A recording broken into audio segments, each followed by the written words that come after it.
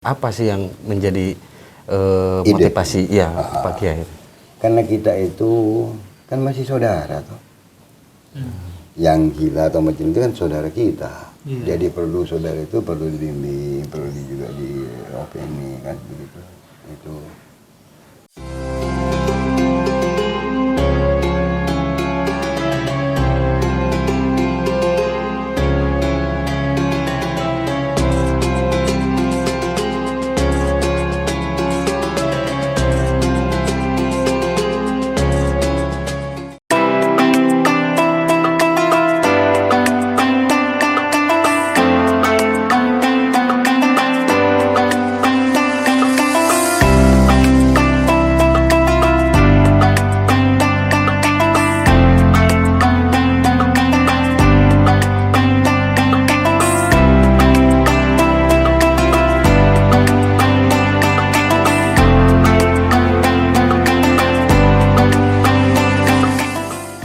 Assalamualaikum warahmatullahi wabarakatuh. Salam Madura. Baik rekan Madura, kali ini tim kami di Radar Madura sampai di kediaman Kiai Haji Abdurrahman di Pondok Pesantren Al-Bajigur di Kecamatan Manding, Sumeneb ya. Tentu ini tidak asing bagi masyarakat Madura. Sudah pastinya mengenal dengan Pondok Pesantren Al-Bajigur. Karena di sini sangat unik, beda dengan pondok-pondok yang lain. Salah satunya adalah di pondok ini juga santri-santrinya juga ada yang berkebutuhan khusus ya, atau memang ada yang memang santri-santri yang butuh dibimbing secara khusus untuk penyembuhan mental dan semacamnya. Nah, kali ini kami bersama Ki Abdurrahman atau yang lebih familiar disapa Ki Bajigur. Iya. Nah, Assalamualaikum Kiai. Waalaikumsalam warahmatullahi wabarakatuh. Iya. Gimana kabarnya Kiai? Baik, alhamdulillah sehat. Alhamdulillah. Ya. Oke. Iya. Ini sejak kapan sih kemudian menyematkan nama Al-Bajigur itu? Kenapa pakai nama Al-Bajigur ini? Iya.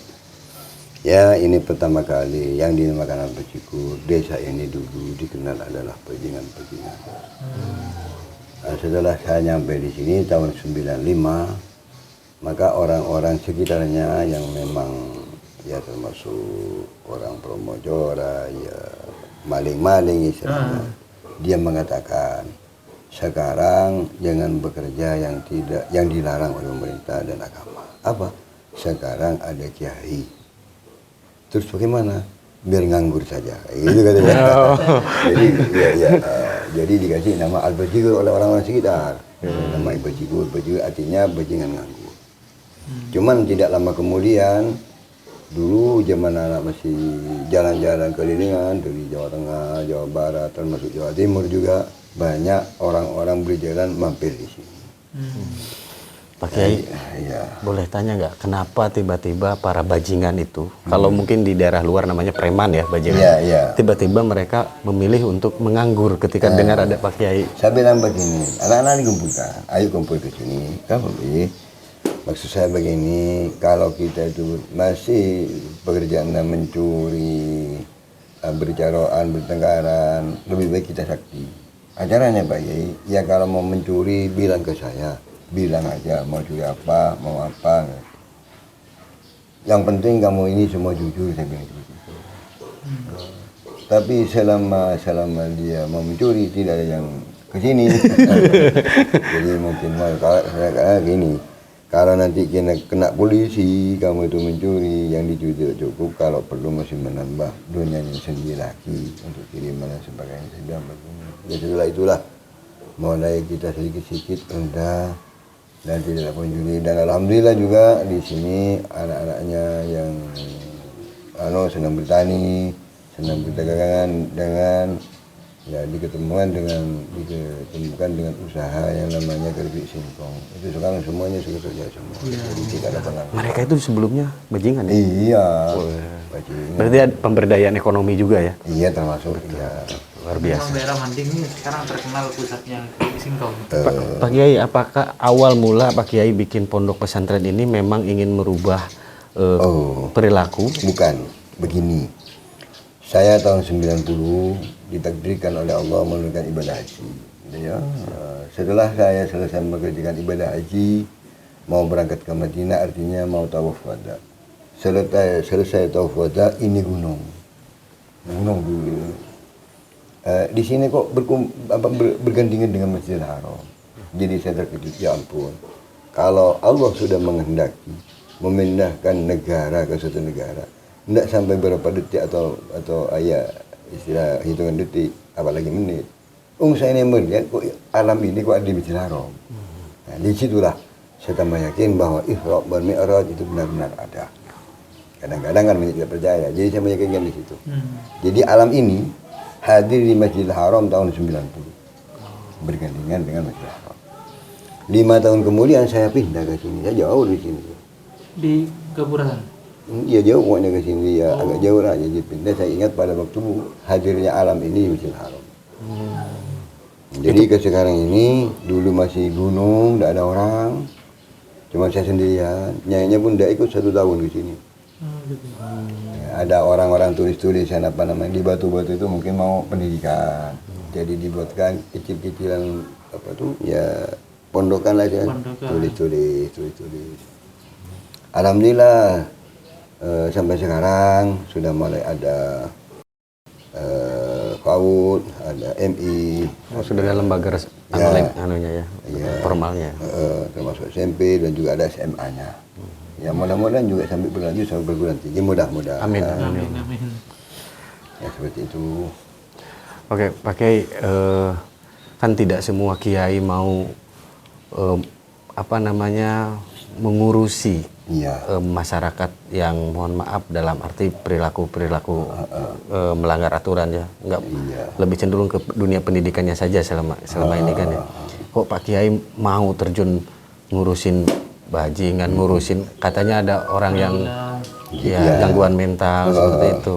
Apa sih yang menjadi motivasi Pak Kiai? Karena kita itu kan masih saudara toh. Yang gila atau macam itu kan saudara kita. Jadi saudara itu perlu dibimbing, perlu juga diopeni kan begitu. Itu. Nah, selain daripada itu juga ponpes kita alhamdulillah sampai sekarang sudah ada 2 organisasi yang menurut saya. Pertama adalah IKBAR. Artinya IKBAR, Ikatan Keluarga Besar Al-Bajigur, sudah hampir di seluruh Indonesia per gegunan mungkin ada pengurus atau belum diurus. Ya, tapi sudah benar. Kalau kabupaten di Madura khususnya cuma kabupaten sudah ada pengurusnya. Ikbar ini ya. Ikbar itu. Sedangkan misinya silaturahim, menyantuni fakir miskin dan anak yatim. Nah, jadi kalau kita mau buka di situ buka Google-nya Ikbar Pusat atau Pengurus Al-Bajigur itu sudah lengkap. Itu kawan-kawan saudara-saudara kita yang tergabung di Ikbar itu adalah santrinya jenengan atau bukan? Simpatisan. Seperti kemarin malam saya membentuk di Situbondo 2 kecamatan, di antaranya Kecamatan Cengkar dan Kecamatan Wongsorejo. Ini sebentar lagi Kabupaten Pamekasan juga mendapat gilirannya yang telah berjalan di Pamekasan. Bagaimana ceritanya simpatisan ini bisa kenal dengan Pak Kiai? Yang pertama, saya sendiri yang mengenalkan. Bagaimana yuk kalau kita sama-sama saudara? Apa Pak Yai? Allah wahyukan dalam Al-Quran titipan. Apa titipannya Pak Yai? Fakir miskin anak yatim itu titipan Allah. Bagaimana kalau pikir-pikir? Baik itu Pak Yai. Caranya Pak Yai. Iya silaturahim di situ di Bedongan berapa banyak nanti kasih fakir miskin kasih. Itu dari simpatisan itu ya dananya ya. Malah alhamdulillah kemarin ini periode yang ketiga kita di jumlah yang dicatat itu yang lain juga dicatat. Seandainya pemerintah tahu mungkin juga merasa terpikir kita 1 tahun itu sudah menyentuh ini fakir miskin itu apa sekitar 1 M lebih. Iya toh. Seluruh nasionalnya. Iya seluruh yang terbentuk. Yang terbentuk. Yang terbentuk. Ya, lain sekarang ini insya Allah sudah mencapai berapa? Banyak sudah sekarang karena Pamekasan, Sampang, Bangkalan ini sudah bergerak semuanya. Iya.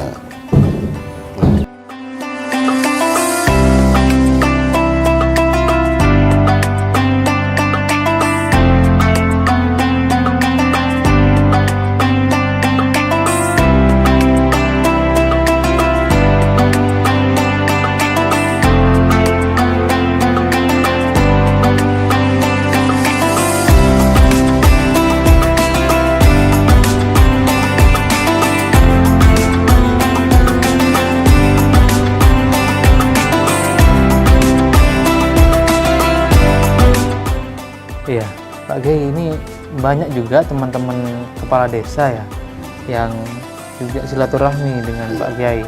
Justru saya kenalnya Pak Kiai juga terkenal di daerah barat, artinya Madura Barat itu katanya juga apa namanya di ilmu kanuragan atau apa untuk apa namanya untuk para preman-preman itu. Ada juga. Iya. Tapi saya kenal kepala desa, saya pernah mengeterapkan kepala desa. Ayo kita koordinasi. Kita jangan menunggu orang atas dan jangan menunggu orang bawah. Bagaimana Pak Kiai? Coba kita itu desa bangun sebaik mungkin. Caranya Pak Kiai ada begini-begini. Jadi kasih jalan-jalan. Jadi ada yang sukses di suatu desa, ya mungkin itu yang dikenal. Wah, itu cara mengatasi itu. Kan dulu masih belum ada pembebasan pajak perpolitikusan itu. Iya. Jadi saya selalu mencoba membebaskan pajak bumi kepada kepala desa. Kalau sampai itu bisa membebaskan pajak bumi, nanti masyarakat itu kenal dengan Pak Kepala Desa yang bagian saya. Ayo kita bangun desa dengan gotong royong. Jadi anggarannya berapa pajaknya dalam 1 tahun, sekian baik. Coba itu cari dana, artinya dana yang kita bisa nguruskan sendiri. Alhamdulillah di satu desa tidak minta pajak dengan cara seperti itu. Akhirnya masyarakat diajak gotong royong itu sempak itu. Jadi bangun apapun ya kompak di situ. Iya. Itu. Mengguyupkan masyarakat ya. Iya, tidak ada lain-lain tidak ada.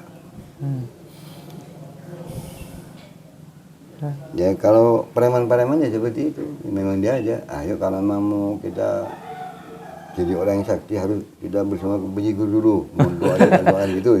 Iya. Didoakan supaya tidak ketangkap gitu. Iya preman-preman gitu. Jadi minta kanuragan apa yang sekiranya nggak bisa tahan banting lah gitu.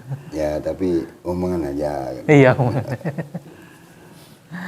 Ya, itu saja kesempatan kali ini kita hasil silaturahmi atau acabis dengan Kiai Abdurrahman di desa apa Pak? Ini? Tenonan ya, masuk Tenonan, Kecamatan Manding, Sumeneb. Ketemu lagi di kesempatan lain yang berbeda, tentunya dengan beberapa tokoh-tokoh kiai di Madura lainnya. Akhirul kalam, wallahu muwaffiq ila aqwamit thoriq. Wassalamualaikum warahmatullahi wabarakatuh. Waalaikumsalam.